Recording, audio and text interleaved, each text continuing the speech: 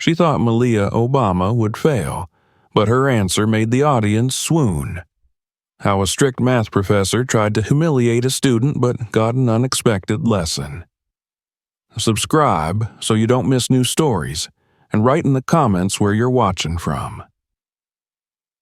The university stood as a monument to academic excellence, its ivy-covered buildings and sprawling courtyards whispering stories of generations past. Founded over a century ago, it was an institution that had produced some of the most influential minds in the country: politicians, scientists, and Nobel laureates. It was a place where ambition met opportunity, where intelligence was honed to a razor's edge, and where the competition was as fierce as the winter wind that swept across the campus each year. Students here were divided into two distinct groups. On one side were the heirs of old money, children of senators, CEOs, and diplomats who had been groomed for success since birth. Their resumes were polished, their internships prearranged, their futures nearly guaranteed. On the other side were the scholarship students, the brilliant minds who had clawed their way into the university through sheer intellect and relentless hard work. They came from backgrounds where nothing was guaranteed, where every achievement had been fought for, and where failure was not an option. Despite the contrast between these groups, there was an unspoken rule on campus. Merit reigned supreme. Or at least, that was the official narrative. The truth, however, was more complicated. Prejudice, both overt and subtle, still lingered. Some professors carried their own biases, treating certain students with a level of scrutiny that others never had to endure. Among them was Professor Margaret Doyle. She was a woman in her early 50s, tall and angular, with sharp, intelligent eyes that seemed to pierce through anyone she spoke to. She had built her reputation as one of the toughest professors in the mathematics department. Her lectures were fast-paced, her tests merciless, and her standards unforgiving. She was respected, even feared, but not necessarily loved. There were whispers about her in the hallways, that she had been passed over for tenure at another prestigious university years ago, that she resented students who hadn't had to struggle the way she had. But her real reputation came from something else entirely. It wasn't just that she was difficult. It was that she was particularly difficult toward a certain kind of student. Professor Doyle was known for her skepticism toward students who came from privilege, particularly women from well-known families. She saw them as beneficiaries of an unfair system, handed opportunities that others had to fight tooth and nail for. Though she never said it outright, her actions spoke volumes. She graded them more harshly, dismissed their questions in class, and rarely acknowledged their contributions. And then there was Malia Obama. Malia had been at the university for over a year, but she had never sought attention. She dressed modestly, spoke carefully, and rarely engaged in debates that would put her in the spotlight. Despite being the daughter of one of the most recognizable political figures in the world, she avoided the cliques of legacy students who basked in the glow of their last names. Instead, she focused on her studies. She loved mathematics. Not because it was expected of her, not because it was an easy path, but because numbers, equations, and the logic of problem-solving offered something rare: purity. In a world where everything was subjective, where people judged others based on names, backgrounds, and preconceived notions, mathematics was different. It was absolute. Either a solution was correct or it wasn't. There were no biases in numbers, no privileges in the logic of an equation, and yet she knew that some people still saw her as nothing more than a name. From the first day of Professor Doyle's class, Malia had sensed the professor's skepticism. She wasn't the only one. There were other students in the room who noticed the way Doyle's eyes lingered on her, the way her responses to Malia's answers always carried a hint of condescension. "She's going to make your life hell," one student had whispered to her after class. Malia had only smiled. She had dealt with people's assumptions her entire life. This was nothing new. The course was one of the most challenging in the department: Advanced Theoretical Mathematics. It was a class designed to weed out all but the best, a class where students either thrived or collapsed under the weight of its difficulty. Malia had chosen it not because she had to, but because she wanted to. She wanted to push herself, to see how far she could go. But from the first lecture, Professor Doyle had made it clear: she didn't think Malia belonged. The professor rarely called on her, and when she did, her tone was skeptical. When Malia answered correctly, Doyle would nod curtly and move on, never giving her the same acknowledgement she gave other students. When she offered an insight, Doyle would challenge it more aggressively than she did with others. It wasn't just Malia who noticed. Some of the other students exchanged glances whenever Doyle dismissed her. A few seemed uncomfortable with it, while others smirked, enjoying the spectacle of watching someone famous struggle for validation. But Malia didn't react. She took notes, studied harder than ever, and refused to give Doyle the satisfaction of seeing her falter. Then came the day that everything changed. It was an unusually cold morning, the kind where students shuffled into class with their hands in their pockets and their scarves wrapped tightly around their faces. The classroom was packed as always, filled with students who had spent the night before wrestling with impossibly complex problem sets. The air smelled of coffee and exhaustion. Professor Doyle entered the room, her heels clicking sharply against the floor. She walked straight to the board, picked up a marker, and wrote something that made several students sit up straighter in their seats. Malia, who had been quietly reviewing her notes, lifted her eyes to the board. It wasn't the usual lecture material. This was something different, something far more advanced. Doyle capped the marker and turned to face the class. There was a glint of something in her eyes, something almost triumphant. That was when Malia realized this wasn't just another lesson. This was a test, and it was meant for her. The classroom was silent as students took in the equation on the board. It was massive, sprawling across the surface in a series of interwoven variables, summations, and integrals that made even the most confident students furrow their brows. The room, usually filled with the quiet murmurs of students flipping through their notes or whispering last-minute questions to each other, now carried an unusual weight. Professor Doyle stood in front of the board, her arms crossed, scanning the faces of her students with a neutral expression. But those who knew her well could see the faintest hint of something beneath that mask: satisfaction. "This," she finally said, her voice breaking the silence, "is not your usual coursework."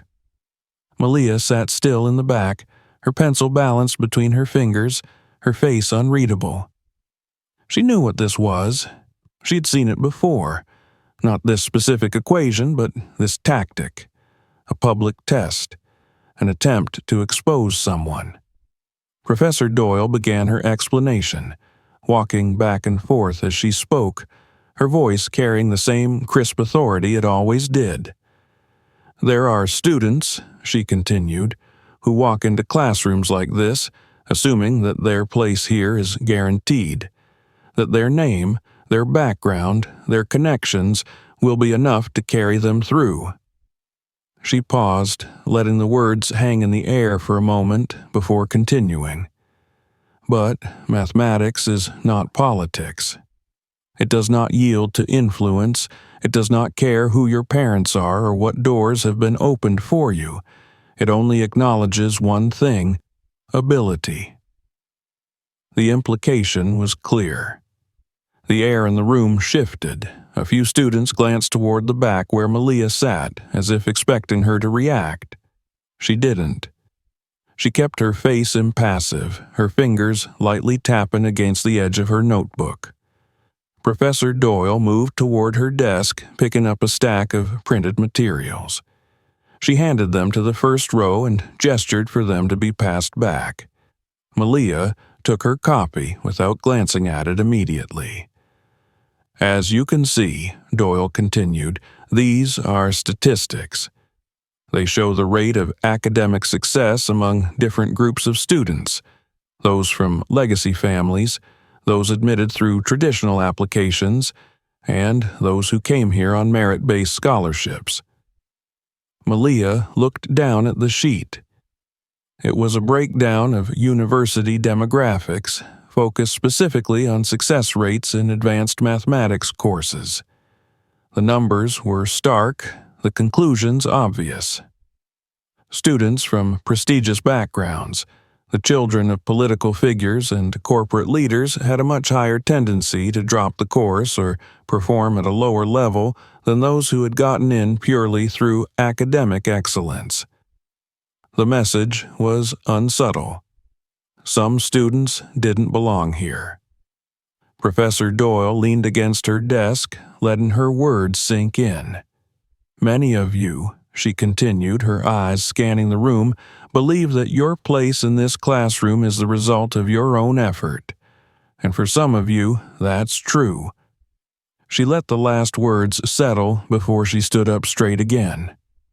For others, it is not. More glances, more shifting in seats, and yet the one person at the center of it all, the unspoken subject of this lecture, remained completely still. Malia had seen this kind of play before, not just in classrooms but in life. She had spent years walking into spaces where people had already decided who she was before she had spoken a single word. Some assumed she was undeserving of her success. Others believed that she had to be exceptional in every way, carrying an impossible weight of expectation. She had long since learned not to give them what they wanted. Professor Doyle turned back to the board, picking up her marker again. Mathematics, she said, is a great equalizer. It does not care for narratives. It does not care for ideology. It does not even care for personal struggles. It is either correct or it is not. She wrote a second equation on the board, one that built upon the first but introduced an even more complex set of variables. Several students immediately began scribbling in their notebooks, some already recognizing the difficulty ahead. The real question, Doyle continued, is whether you are here because you can solve problems like this, or whether you are here because someone expected you to be. A clear challenge, not named, not explicit, but undeniable. Then, without warning, she turned toward the classroom, scanning the rows. "Let's see," she said. "Who would like to take a shot at it?" The question hung in the air. No one moved at first. The complexity of the equation was clear, and no one wanted to be the student who made a fool of themselves in front of the entire room. Professor Doyle let the silence stretch for a few more seconds before she made her next move. She looked directly at Malia. The moment was brief, just a fraction of a second longer than normal, but it was enough. The message was received, not just by Malia, but by everyone in the room. It was an invitation. No, more than that. It was a demand.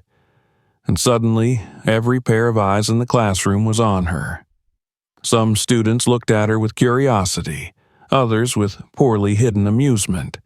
A few seemed genuinely uncomfortable, aware of the dynamic unfolding in front of them, but the expectation was there. Malia could refuse. She could let the moment pass. She could pretend not to notice, or she could get up and prove that she belonged. Slowly, she set down her pen. She pushed her chair back, and she stood. She could hear the subtle reaction in the room, the way the whispers cut off, the way bodies subtly leaned forward in anticipation. Without hesitation, she walked toward the board. Professor Doyle stepped aside, handing her the marker. No words were exchanged. None were needed. Malia turned toward the equation, and she began. Malia stood before the board, marker in hand, her eyes scanning the dense mathematical expressions that sprawled across the surface. The room was silent, save for the faint rustling of paper and the shifting of bodies as students leaned in, watching her every move. This wasn't just another classroom exercise. This was a test, a challenge deliberately designed to expose weakness, to reinforce the unspoken hierarchy that Professor Doyle had subtly constructed throughout the semester. She knew this tactic well. She had seen it in different forms throughout her life, people assuming she had been handed her place rather than earning it, waiting for a moment of failure to confirm their assumptions. But mathematics didn't care about assumptions. It didn't care about last names or preconceived notions. It was absolute. She took a slow, measured breath. Her mind had already begun processing the equation before she even lifted the marker. She recognized elements of it, partial differential equations woven into a complex system that required a careful approach. It was deliberately difficult, designed to intimidate, but it was not impossible. She started writing. The first step was simplification. She identified redundant terms, broke them down, and rewrote portions of the equation in a cleaner form. Her hand moved with steady confidence, her posture unshaken despite the weight of the room's attention pressing down on her. A few students exchanged glances. Some had expected hesitation, a faltering movement, an indication that she was out of her depth. Instead, they saw precision. Professor Doyle watched, her expression unreadable, arms crossed as she observed the process unfold. Malia's approach was unconventional.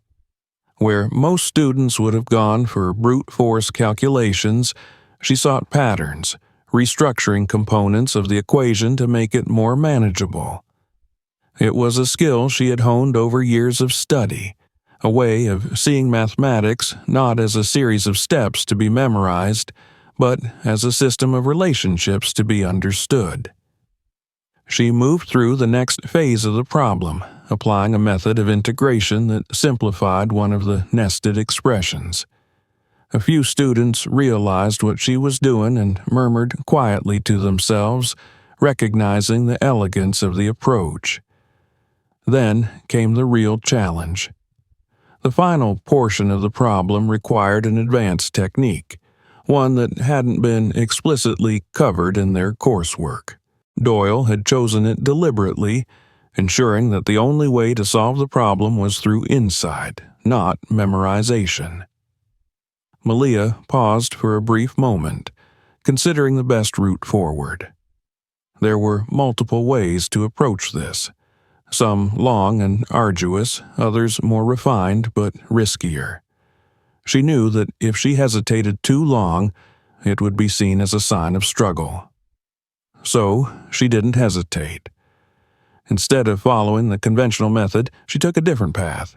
She introduced a transformation that reduced the complexity of the equation significantly, sidestepping unnecessary calculations. It was a method she had studied on her own time, drawn from a paper she had read months ago. She wrote the final line of the solution, capped the marker, and stepped back. The board was filled with clean, precise steps, each one logically following the last. No wasted effort, no errors. The room was completely still. A student in the second row exhaled quietly, as if realizing they had been holding their breath. Another leaned forward, their eyes scanning the solution, processing what they had just witnessed. Even those who had doubted her were forced to acknowledge the clarity of her work. Professor Doyle's expression remained composed, But something had shifted in her posture. She was still standing with her arms crossed, but there was a tension in her stance that hadn't been there before. She had expected struggle. She had expected hesitation. She had not expected this. Malia turned, walking back toward her seat. She didn't glance around the room, didn't look for reactions. She simply sat down, picked up her pen, and resumed taking notes as if nothing extraordinary had happened. But something had changed. The classroom wasn't the same as it had been moments ago, and neither was Professor Doyle. The silence in the room stretched longer than it should have. The atmosphere, once charged with the unspoken expectation of failure, had shifted into something else, something tense, something unresolved. Malia had returned to her seat without fanfare, without looking around to gauge reactions, without acknowledging the weight of what she had just done. But the room was still watching her. Some students exchanged glances, their expressions varying from quiet admiration to something more complicated, something that bordered on disbelief. They had expected a spectacle, an unraveling, a moment of public humiliation that would confirm their assumptions. Instead, they had watched something else entirely. And Professor Doyle was still standing by the board, her arms crossed, her gaze lingering on the solution that Malia had left behind. Her expression was carefully neutral, but those who had been in her classes long enough could see the shift in her demeanor. There was a stiffness in the way she held herself, a tension in the line of her jaw. She had set a trap, and it had failed. The problem she had chosen had not been an accident. It had been deliberate, carefully selected for its complexity, its layers of difficulty. It had been designed to highlight the gap between those who truly belonged in the class and those who were merely occupying a seat. It had been a test that was never meant to be passed, and yet Malia had passed it, effortlessly. The steps were clean, precise, executed with a level of understanding that surpassed what had been taught in the class. She had not only solved the problem, she had done so in a way that demonstrated true mastery. Doyle could feel the shift in the room, the subtle way in which the power dynamic had altered. She was no longer the one controlling the narrative. That was not something she was willing to accept. She turned to the class, her voice as even as ever.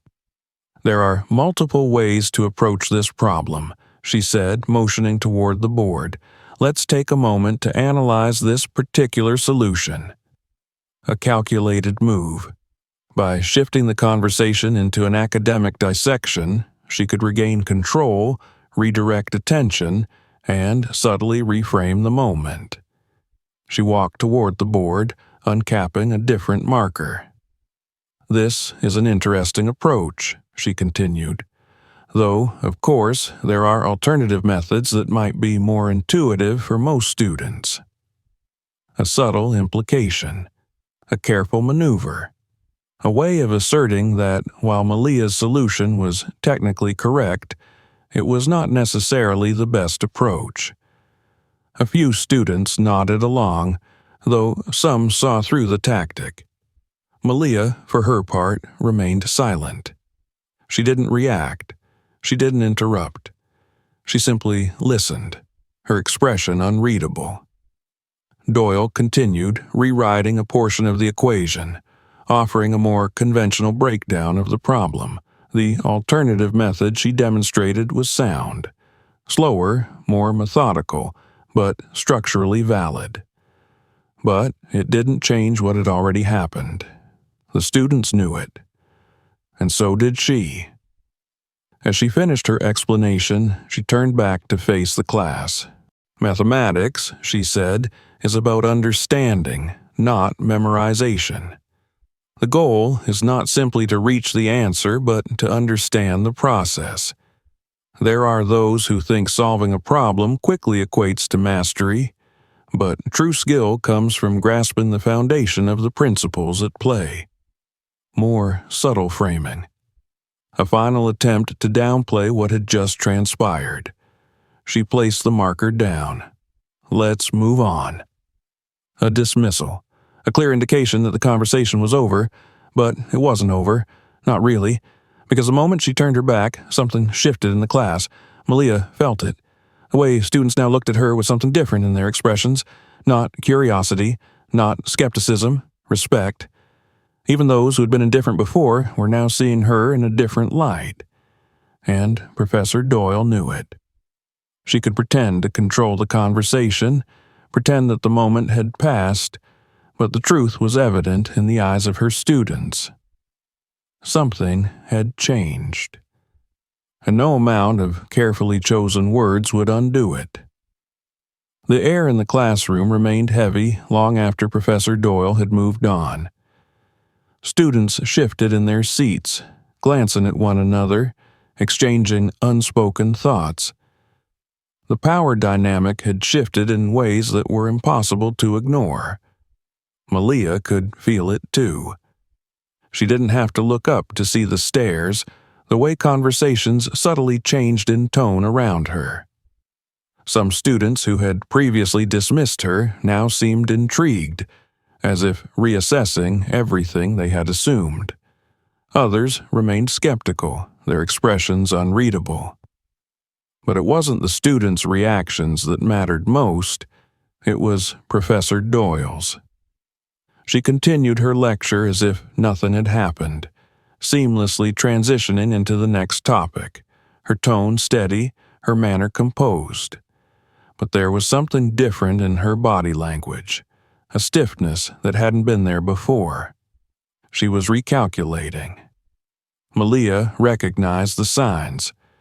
She had seen it in politicians, in academics, in people who had spent their lives in positions of authority and control. Professor Doyle had expected a narrative to play out in a certain way. She had expected Malia to stumble, to confirm the biases that had already been established. That hadn't happened. And now she had to adjust. The remainder of the class passed with quiet tension. Doyle asked fewer open-ended questions than usual, avoiding the kind of engagement that would give students an opportunity to shift the conversation back to what had just transpired. When class finally ended, students packed up their things more slowly than usual, as if reluctant to leave without acknowledging what they had just witnessed. Malia gathered her notebook, slipping it into her bag. She had no interest in lingering. She had proven what she needed to prove. There was no need to gloat, no reason to seek validation. But as she moved toward the exit, she caught snippets of hushed conversations.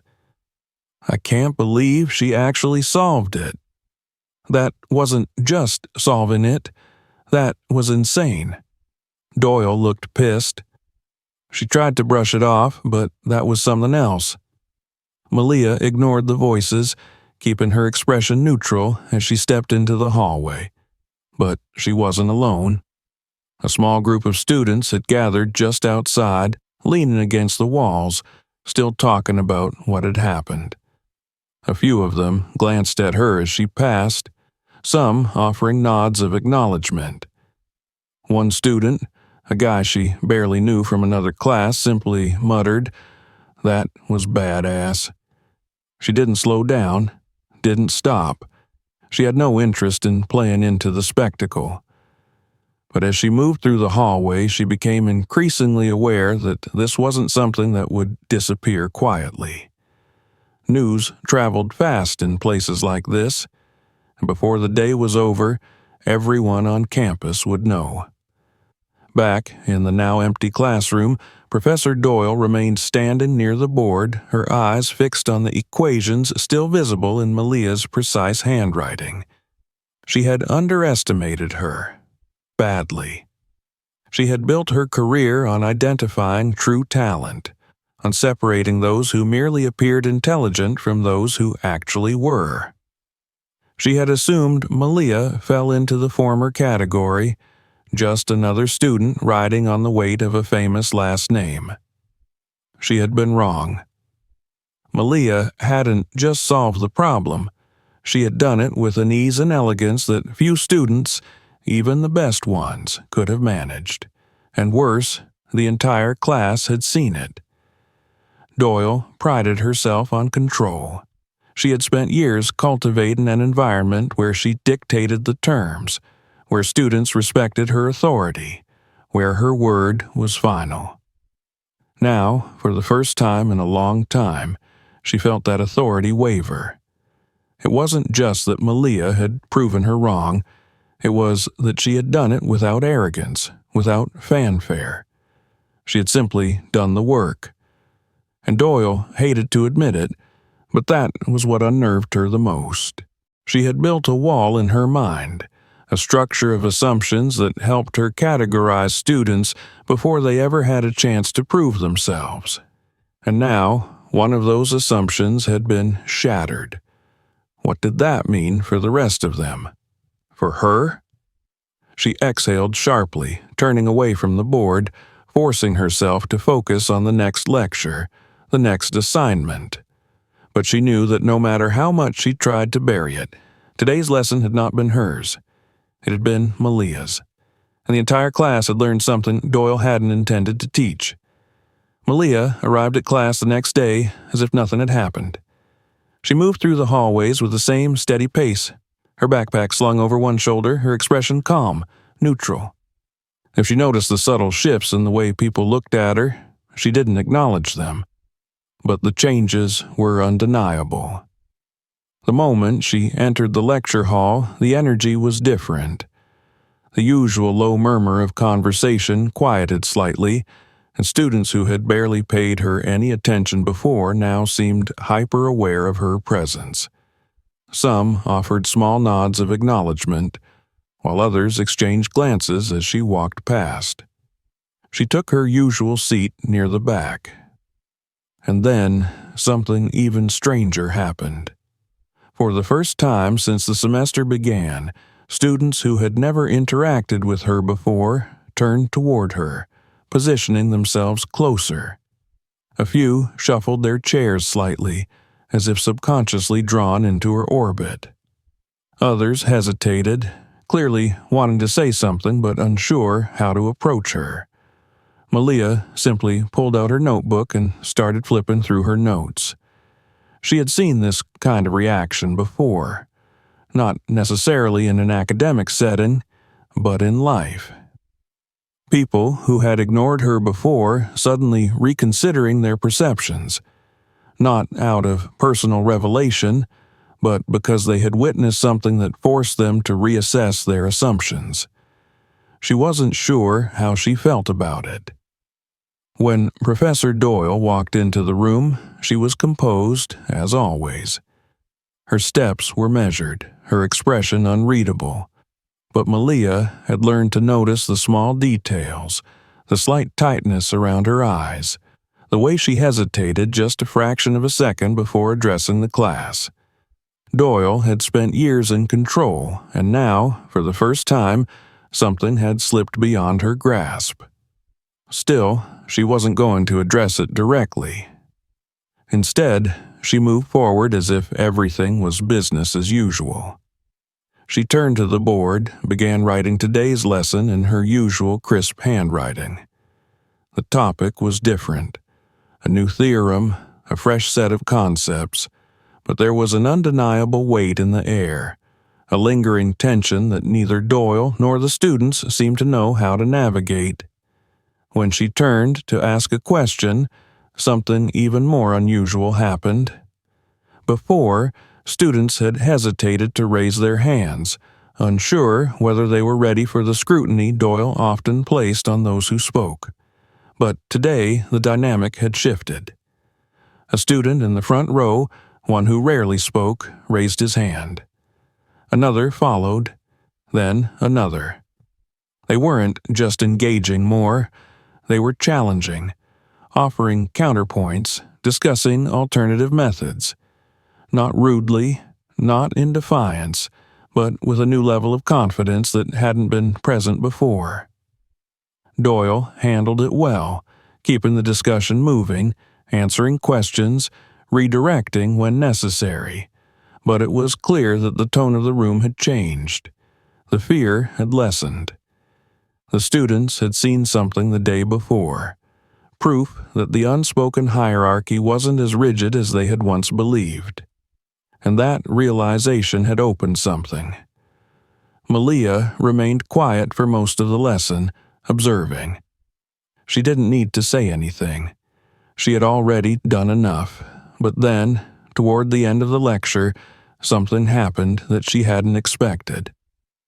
Doyle asked a complex question, one that wasn't straightforward, one that required deeper insight beyond what had been covered in class. The room fell into silence. Students glanced at one another, hesitant. It was the kind of question that, just a day ago, would have been left unanswered for fear of being wrong. Then, slowly, a hand rose. Not Malia's. A student from the middle row, a quiet girl who had rarely spoken in class before. She offered an answer, tentative but well-reasoned. Doyle considered it, nodded, then pushed the conversation further, turning it into a discussion instead of a single response.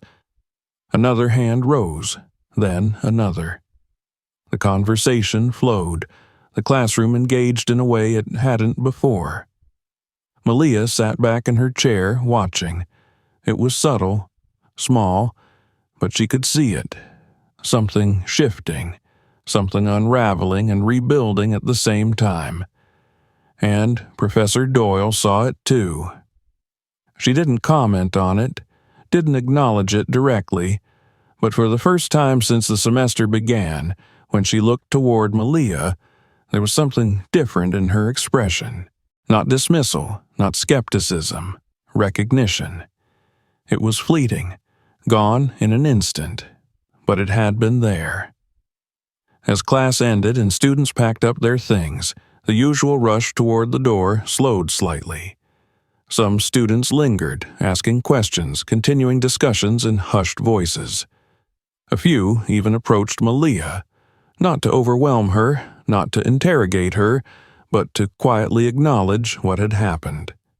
Not as a spectacle, not as gossip, but as a turning point. As she walked out of the classroom and into the crisp autumn air, she felt the weight of what had shifted, not just in that room, but in the way the students saw themselves, in the way they engaged with their education. The greatest privilege of all was not wealth, not connections, not an inherited name. It was the privilege of knowledge, and knowledge had the power to break down walls. If you enjoyed this story, make sure to subscribe so you don't miss the next one. Check out our other videos for more thought-provoking stories, and don't forget to share this with others who might find it interesting. See you in the next video.